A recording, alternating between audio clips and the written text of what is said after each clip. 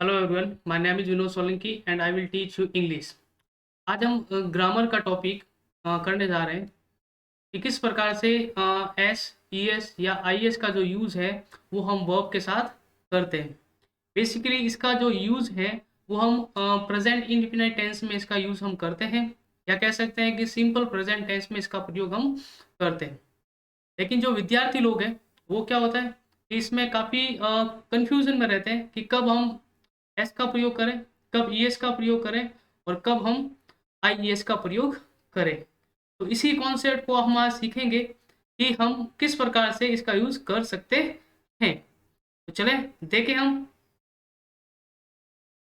आगे बढ़ने से पहले अ, अगर आप इस चैनल पे नए हैं तो आप चैनल को सब्सक्राइब कर लीजिए, ताकि जो लेटेस्ट जो वीडियो है वो आपको मिले, और जो इंग्लिश के जो नए नए जो टॉपिक हैं, जो अगर आपको कन्फ्यूज़न है, वो आपके लिए हेल्पफुल बन सकते हैं। चलो हम आगे पढ़ते हैं आज कि किस प्रकार से हम लोग इसका यूज़ कर सकते हैं। Use of S E S I S with first form of verb, यानी कि बेसिकली जैसे मैंने कहा कि प्रेजेंट इंडिफिनिट टेंस में इसका यूज किया जाता है, और वह भी वर्ब की फर्स्ट फॉर्म के साथ। तो इसके क्या रूल हैं वो हम पढ़ेंगे, क्या इसका कॉन्सेप्ट है वो हम पढ़ेंगे। तो वीडियो के अंत तक आप बने रहें और ये समझें कि कैसे हम इसका प्रयोग कर सकते हैं। देखिए आप, कि सब्जेक्ट अगर क्या हो, सिंगुलर हो, तो वर्ब भी क्या होगी, सिंगुलर होगी। यानी कि अगर सब्जेक्ट सब्जेक्ट का मतलब होता है कर्ता, यानी कि काम करने वाला, अगर वह सिंगुलर है तो फिर वर्ब भी क्या होगी, सिंगुलर, यानी कि एक वचन होगी। अगर सब्जेक्ट यानी कि कर्ता क्या हो, प्लूरल हो, यानी कि बहुवचन हो, तो वर्ब भी क्या होगी, प्लूरल होगी। वर्ब हमेशा मूल रूप में प्लूरल होती है, यानी कि वर्ब की जो फर्स्ट फॉर्म आती है वो अपने मूल रूप में होती है, और वो क्या होती है, प्लूरल होती है, यानी कि बहुवचन होती है। जब हम वर्ब के साथ S E S I S जोड़ देते हैं तो यह प्लूरल बन जाती है, यानी कि जब हम अकॉर्डिंग टू रूल हम इसका प्रयोग करते हैं तो ये जो वर्ब जो बेसिकली हमेशा जो होती है वो प्लूरल में होती है, जब हम इनका प्रयोग करते हैं तब वो प्लूरल से सिंगुलर में कन्वर्ट हो जाती है। जैसे कि गो, यानी कि ये मूल रूप में है, वर्ब की फर्स्ट फॉर्म है। जब हमें इसकी आवश्यकता पड़ी कि ये फर्स्ट फॉर्म के साथ एस या ई एस या आई एस जोड़े, तो उसके लिए हम लोग आगे पढ़ेंगे कि किस प्रकार हम ई एस लगाते हैं, किस प्रकार हम एस लगाते हैं, और किस प्रकार आई एस का प्रयोग करते हैं। तो यहाँ वर्ब गो थी और हम लोगों ने इसके लास्ट में जो है वो आई एस का प्रयोग किया। इसी तरह आप देखें प्ले, जो कि मूल रूप में है, फर्स्ट फॉर्म है। जब हमें इसको सिंगुलर बनाने की आवश्यकता पड़ी तो हम लोगों ने इसके लास्ट में क्या लगा लिया, एस लगा लिया। अभी एस कैसे लगा, वो जब आप वीडियो में आगे बने रहेंगे आप देखेंगे कि एस का प्रयोग किस नियम के अकॉर्डिंग, किन नियम के अकॉर्डिंग इसका हुआ। इसी तरह स्पीक, लास्ट में एस लग गया, स्पीक्स हो गया। स्टडी, लास्ट में आई एस लग गया, यानी कि स्टडीज हो गया। देखिए आगे,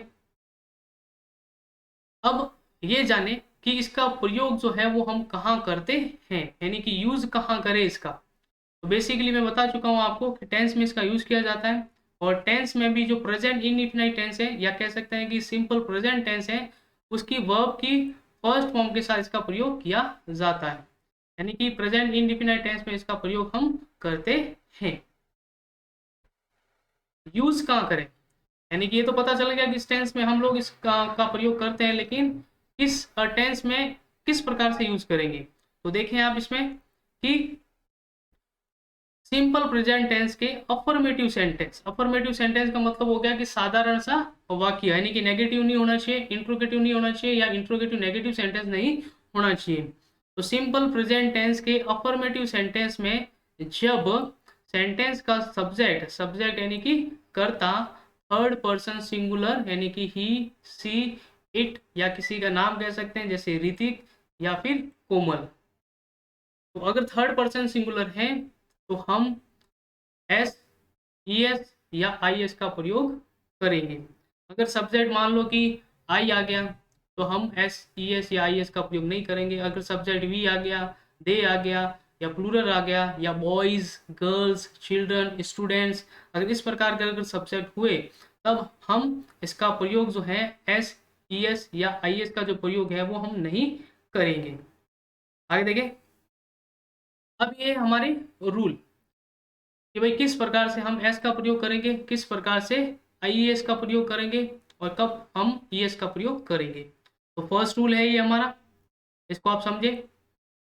जिन वर्ब के अंत में यानी कि लास्ट में S, C H, sorry double S, C H, S H, O, X या जेड, यानी कि जिन वर्ब के लास्ट में या अंत में कह सकते हैं कि double S, C H, S H, O, X या जेड हो तो उस वर्ब के साथ ईएस का प्रयोग किया जाएगा। जैसे कि एग्जांपल देखें, फिनिश लास्ट में आया देखो एस एच, तो हम लोगों ने क्या लगाया इसके लास्ट में, ईएस लगाया। इसी तरह देखें एस एच विश, इसके लास्ट में हम लोगों ने क्या लगाया, ईएस लगाया। इसी तरह वर्ब आती है टीच, लास्ट में सी एच, तो इसको सिंगुलर बनाने के लिए हम लोगों ने लगाया ईएस। इसी तरह इसमें देखिए भी सी एच है, इसमें भी हम लोगों ने क्या लगाया, ईएस लगाया। इसी तरह फिक्स, लास्ट में एक्स आ गया तो हम लोगों ने ईएस लगाया। और वर्ब है रिलैक्स, तो इसको सिंगुलर करने के लिए हम लोगों ने ईएस लगाया। और भी कुछ एग्जांपल, जैसे डू, लास्ट में ओ आ गया तो ओ के लिए हम लोगों ने लगाया ईएस। जैसे गो, गोज, लास्ट में जेड आ गया तो ईएस लगाया। ब्लेस, डबल एस आ गया, ईएस लगा लिया।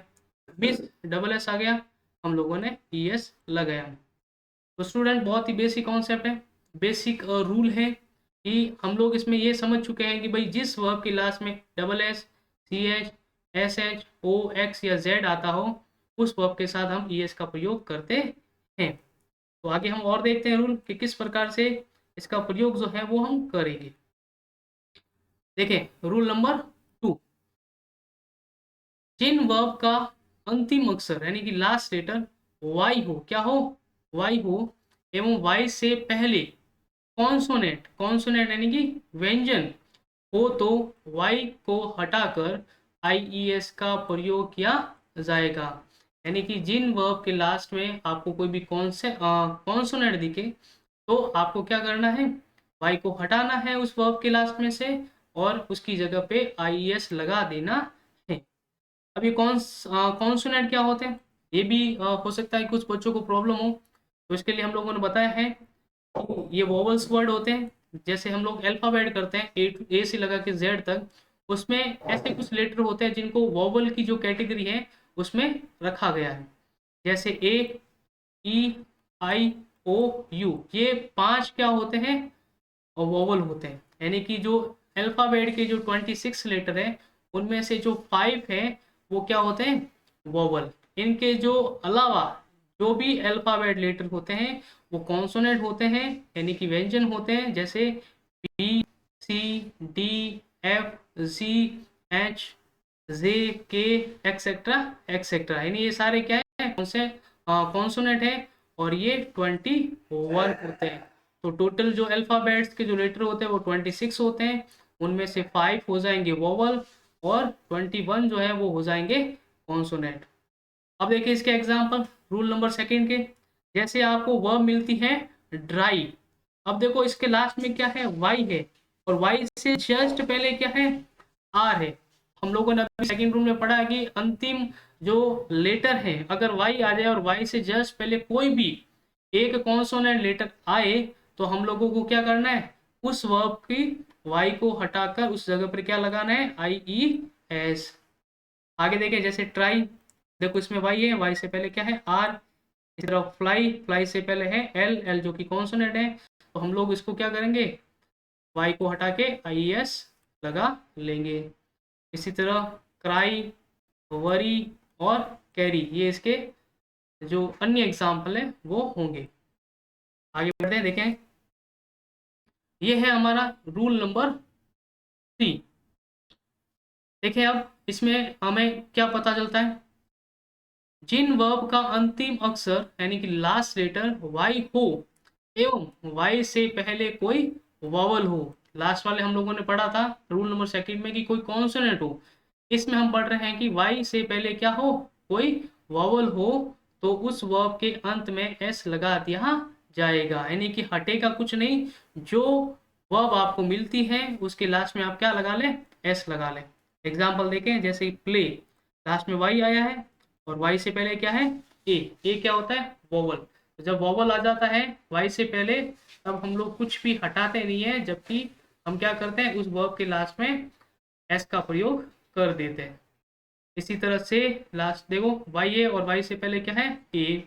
इसी तरह स्टे, प्रे, सब में देखो y से पहले ए आ रखा है, तो हम क्या करेंगे, सबके वर्ब के लास्ट में s लगा देंगे। इसी तरह देखिए डिस्ट्रॉय, y है, y से पहले o है, तो जब o होता है, o है जैसे कि क्या है, वोवल है, तो हम लोग क्या लगा देंगे, s लगा देंगे।